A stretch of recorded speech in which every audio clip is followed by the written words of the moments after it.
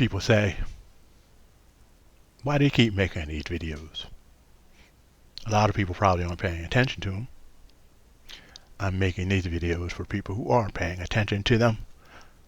And I mainly keep making them because there are so many crazy things out here on the internet now.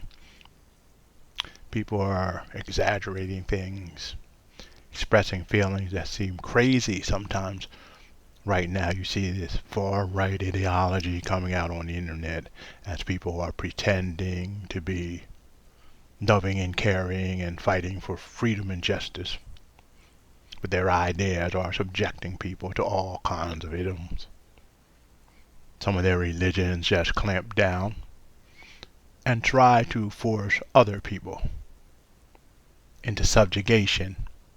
They're more about making people live the way that some person at the top of that religion wants them to live than living that way themselves. They stopped being about spirituality and it became about power over somewhere along the line. And so we come together, the subscribers here, in order to seek the truth, and more importantly than that, to know the truth when we see it and hear it.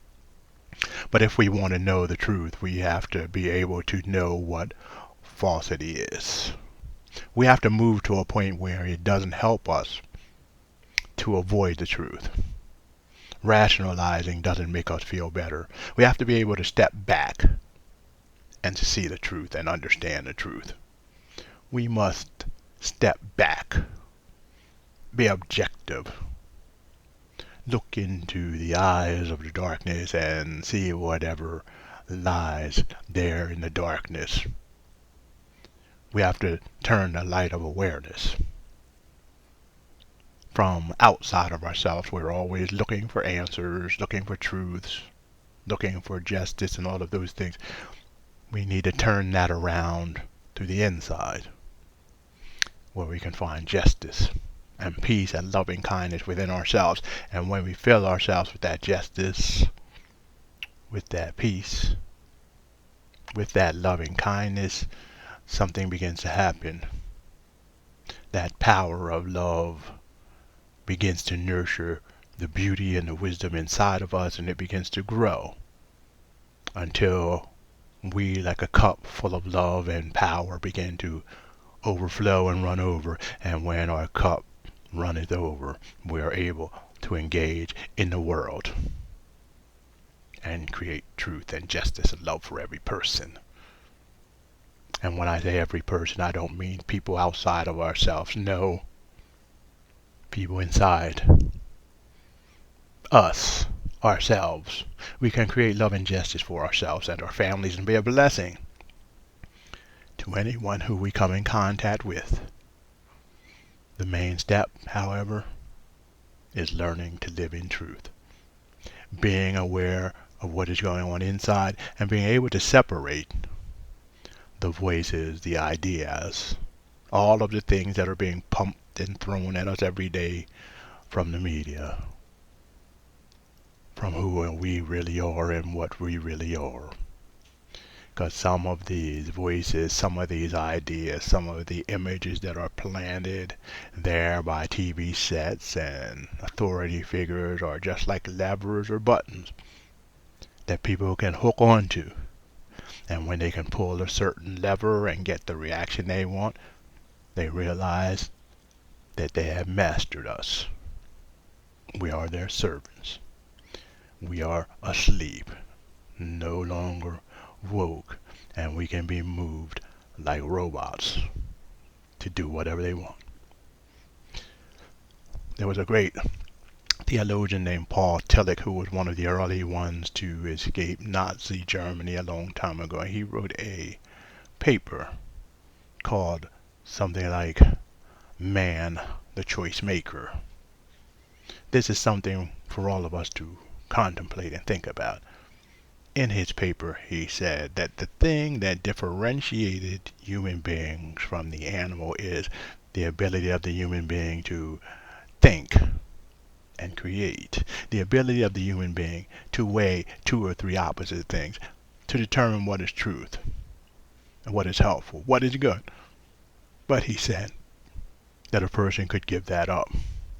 If a person gets carried away with some types of feelings or some type of ideology or some type of manipulation, mental manipulation that stops them from being able to think clearly, he said they are more dangerous than animals. They are like robots. They are like automatons. And these automatons can be used to do whatever the director of those automatons tell them to do.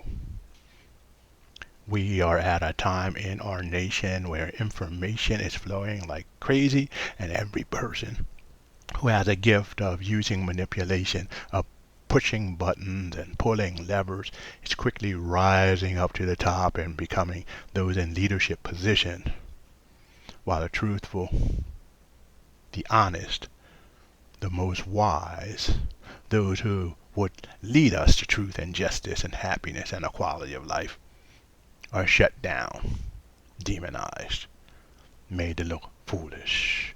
All of the noble ideas and the noble abilities that were held up as being good now are not seen as being good, but seen as foolishness and stupidity, things that don't work.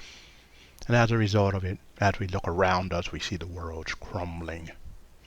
Fires burning all across Canada. A few months ago, they were burning all across the UK and the EU.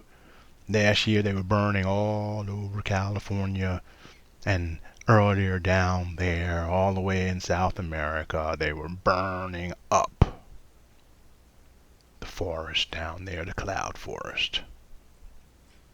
All of this carbon going into the air as greenhouse gases, making the world warmer and warmer,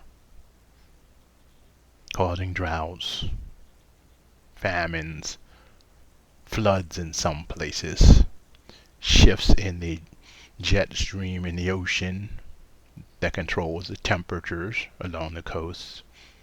All of these things are happening because we have unwise leaders, and we have let one of the three poisons get out of control.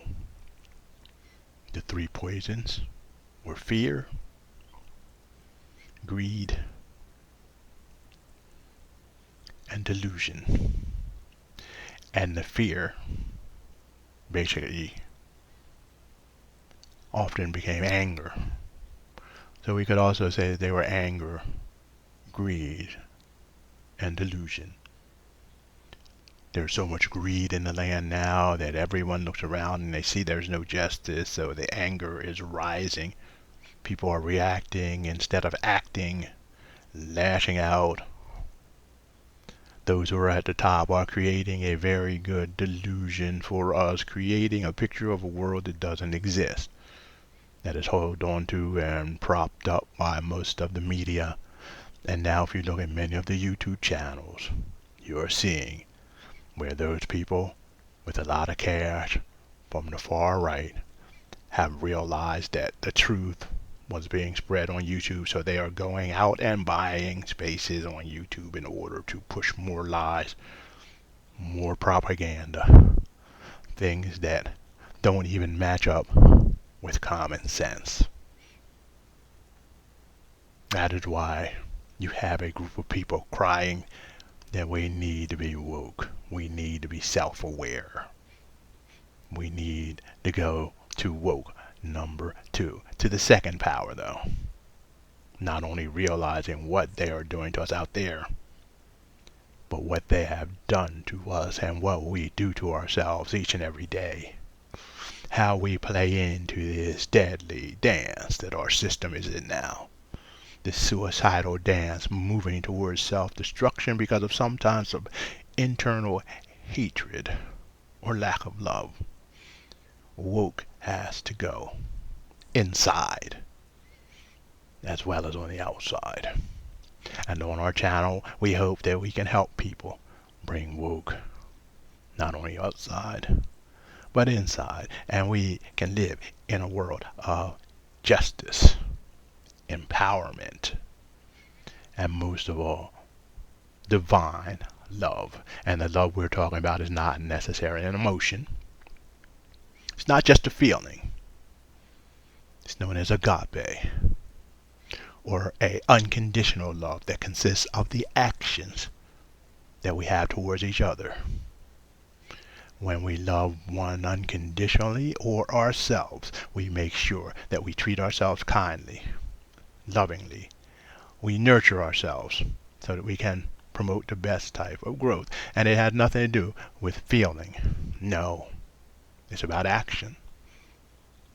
The same is true of unconditional hatred. Many of the religious people nowadays, and many of the people in power, many of the people even in non-profits, they speak about love and they speak about kindness, and they say they don't feel any hatred for anyone, but their actions of unconditional hatred prove that they're full of hate they're not even aware of. We must be able to not only see the love and kindness, but also see the systemic hate that is taking place right now, and make sure that we are not pushing forth systemic, invisible, unconditional hate. We must rise above the limitations of the common human being, but we must also go deeper to find that light that shines inside, so that we can let that light fill ourselves, cleanse ourselves, and serve as what we are. What are we? We are the light of the world. We are the vessels that contain that spirit of life, divinity, God. We were described as the city of God by the great Jesus. The salt of the earth. What is salt used for? It's used for preserving, keeping things palatable, and it's also used for melting the ice, the cold. We are all these things. We're not the police officer, the black person, the gay person, the woman. We are the light of the world, expressing ourselves in all of those things. And yes, we are those things. It's ridiculous to deny that we are, but we are not only those things. And it's ridiculous to say that's all we are and decide to only live as those things.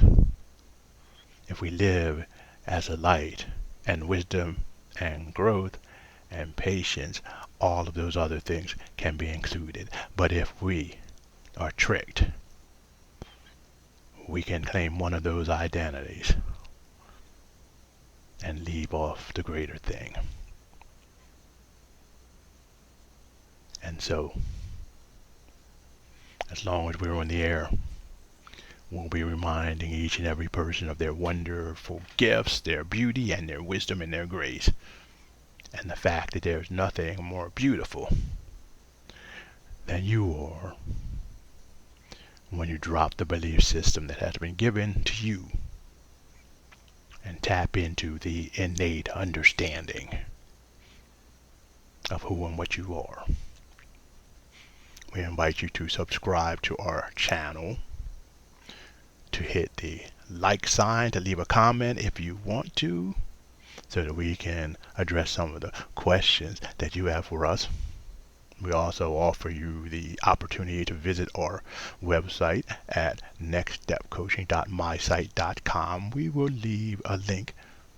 There's a passive income page where, if you are daring, you can partake of some of the platforms available in the crypto market that you can invest in and get a very good return.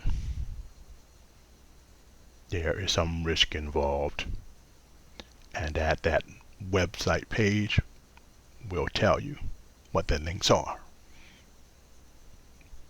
It may be a way for you to become a little more independent and use your time for the cultivation of love and self, and the time to unpeel all of the negativity that has been projected onto each and every one of us, so that we can get to the beauty, the wonder, and the grace inside, so that we can not only be woke, but woke squared, and we will never be deceived again when that happens.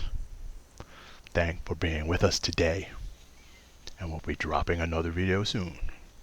Namaste, everyone.